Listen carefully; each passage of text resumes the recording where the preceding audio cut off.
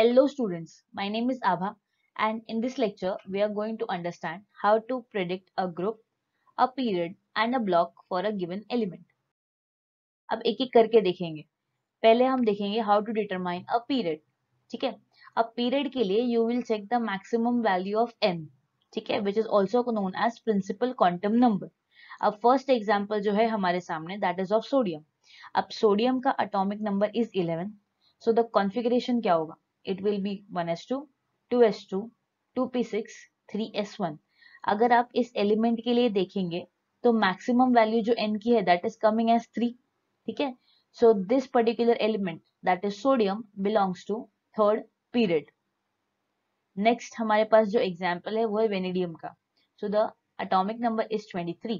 अब कॉन्फ़िगरेशन क्या होगा इसका? It will be 1s2, 2s2, 2p6, 3s2, 3p6, 4s2 and 3d3. Now what is the maximum value of n you are getting here? That is 4. So this particular element that is vanadium belongs to fourth period. Now we'll see how to determine the block. ठीक है, अब इसके examples हम already कर चुके थे while writing the electronic configuration. ठीक है, अब आप ब्लॉक डिटरमाइन करोगे by looking at the last electron. अब लास्ट इलेक्ट्रॉन जो भी सबशेल में जा रहा है वो एलिमेंट उस पर्टिकुलर ब्लॉक को बिलोंग करता है. ठीक है, कुछ एग्जांपल्स देख लेते हैं इनके. पहले हम एग्जांपल देखेंगे सोडियम का, जिसका इलेक्ट्रॉनिक कॉन्फ़िगरेशन हमने अभी पिछली स्लाइड में देखा. That is 1s2, 2s2, 2p6, 3s1. So as you can see, the last electron is entering the s subshell. So this is belonging to s block. Similarly, जो next element है that is boron, it is having atomic number 5. So electronic configuration will be 1s2, 2s2, 2p1. अब जो last electron है वो जा रहा है p subshell में. So this is belonging to p block. Next example है हमारे पास टाइटेनियम का. टाइटेनियम का जो atomic number है that is 22. ठीक है, तो कॉन्फ़िगरेशन क्या होगा? 1s2, 2s2, 2p6, 3s2, 3p6, 4s2, 3d2. Now if you see, the last electron is entering the d subshell. So this is a d block element. ठीक है. Next we have example of the element having atomic number 59. ठीक है, अब ये जो है इसका electronic configuration है 1s2, 2s2, 2p6, 3s2, 3p6, 4s2, 3d10, 4p6, 5s2, 4d10, 5p6, 6s2, and then we have 4f3.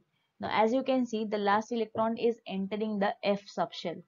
So this is f block element. Now we'll see how to determine a group. ठीक है, अब ये चीज आपको थोड़ा सा ध्यान से समझने की जरूरत है. अब जो ग्रुप है ना, आप डिटरमाइन करेंगे on the basis of the block. ठीक है, तो हर ब्लॉक के लिए अलग रूल है. फॉर एग्जाम्पल, अगर जो एलिमेंट है वो एस ब्लॉक को बिलोंग करता है, ठीक है, तो आप नंबर ऑफ ग्रुप कैसे डिटरमाइन करोगे? You will determine the number of group by looking at the valence electron. ठीक है, अब वैलेंस इलेक्ट्रॉन अगर आप देखते हो, ठीक है, तो एस में दो ही पॉसिबिलिटीज है. ठीक है, इधर the configuration will be n s 1 और the configuration will B NS2. ठीक है, अगर NS1 का कॉन्फ़िगरेशन आ रहा है तो आप बोलोगे that the element is belonging to first group. ठीक है, that is it is alkali metals.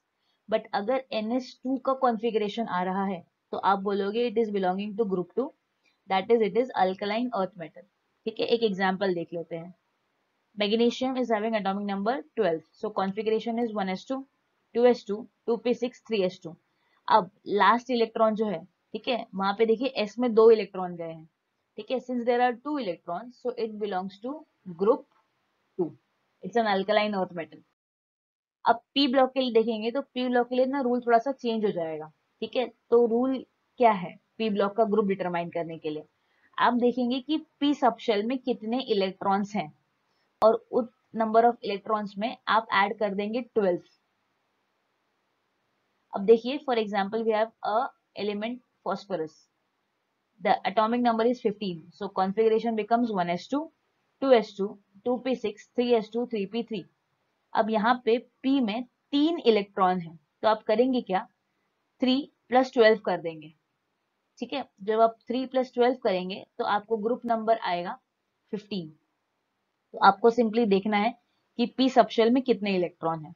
ठीक है, फॉर एग्जाम्पल अगर आप देखेंगे तो P में 6 टाइप की ही पॉसिबिलिटी है, या तो P1 आएगा, P2 आएगा, P3 आएगा, P4 आएगा, P5 आएगा या P6 आएगा, क्योंकि P के पास मैक्सिमम जो इलेक्ट्रॉन होल्ड कर सकता है दैट इज 6।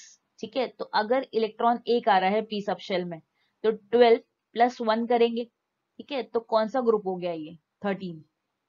अगर 2 आ रहा है तो 12 प्लस 2 करेंगे तो ये हो जाएगा ग्रुप 14। सिमिलरली अगर 3 इलेक्ट्रॉन्स आ रहे हैं तो 12 प्लस 3 करेंगे तो यहाँ पे हमें आंसर मिल जाएगा ग्रुप 15। अगर 4 इलेक्ट्रॉन आ रहा है तो हम 12 प्लस 4 करेंगे तो यहाँ पे हमें ग्रुप नंबर आ जाएगा 16।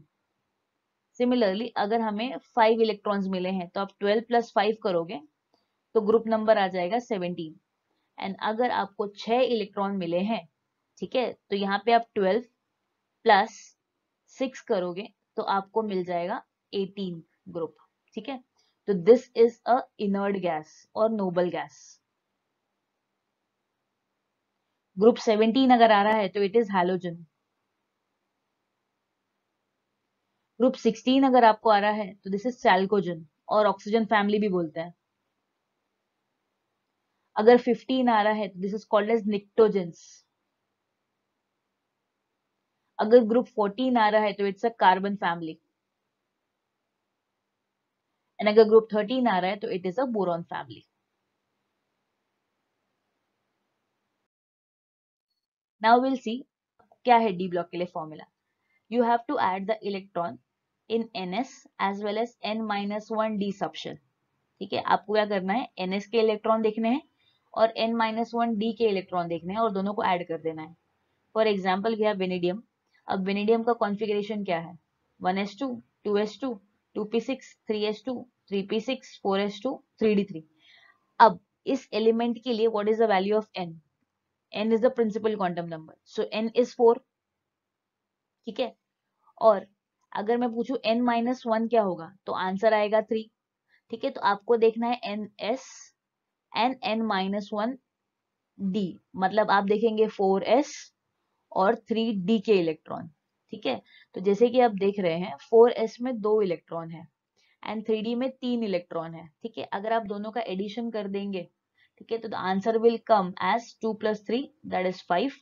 सो this is belonging to 5th group. Similarly अगर F ब्लॉक का एलिमेंट है तो आप कैसे डिटरमाइन करेंगे?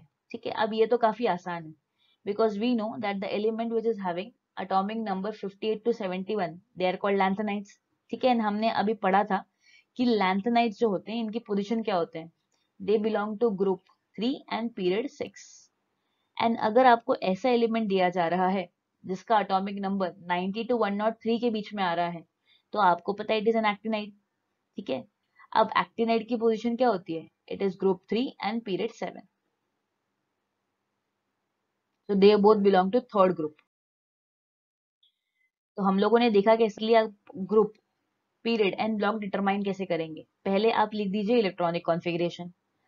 पीरियड के लिए आप देखेंगे maximum value of n that is principal quantum number. Block के लिए आप देखेंगे लास्ट इलेक्ट्रॉन कहाँ पे एंटर कर रहा है। ठीक है, एंड ग्रुप के लिए आप देखेंगे ब्लॉक कौन सा है और वो हिसाब से आप रूल अप्लाई करेंगे। अब हमारे पास कुछ क्वेश्चन है, ठीक है, अब इनको हम सॉल्व करने की कोशिश करते हैं।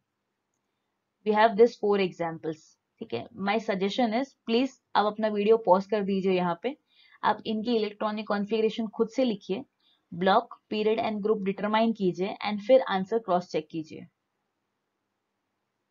Now for calcium the configuration is 1s2 2s2 2p6 3s2 3p6 4s2। so as you can see it is belonging to period 4। ठीक है, because maximum value of n is 4। अब लास्ट इलेक्ट्रॉन s में जा रहा है। ठीक है, तो this is s block element. Okay, अब देखेंगे आप तो ns2 का कॉन्फ़िगरेशन मिल रहा है, so it is belonging to group 2। next is manganese। the configuration is 1s2 2s2 2p6 3s2 3p6 4s2 3d5। ठीक है, now if you see the maximum value of n is 4, so the period is 4। ठीक है, last electron is entering the d orbital or d subshell, so it is a d block element। Okay, और आप group कैसे decide करते हैं, D के लिए you add ns and n-1 D के इलेक्ट्रॉन्स. सो आप अब 2 और 5 को ऐड करेंगे तो आपको मिल जाएगा 7. So it is period 4, block D and group 7. अब फॉर आर्सेनिक AS आप क्या करेंगे, इलेक्ट्रॉनिक कॉन्फ़िगरेशन लिखेंगे 1s2 2s2 2p6 3s2 3p6 4s2 3d10 4p3. अब देखेंगे मैक्सिमम वैल्यू ऑफ जो n है that is coming as 4. So this is belonging to period 4. The last electron is entering the p subshell. So this is belonging to p block. अब p के लिए rule क्या देखा था हमने कि जितने भी इलेक्ट्रॉन आपको आएंगे p में आप +12 कर देंगे. So the group is 15. Last element which we have is xenon. अब xenon का configuration is 1s2 2s2 2p6 3s2 3p6 4s2 3d10 4p6 5s2 4d10 5p6. ठीक है. अब अगर आप यहाँ पे देखेंगे तो maximum value of n is 5. So this is belonging to 5th period. Okay, the last electron is entering the p subshell.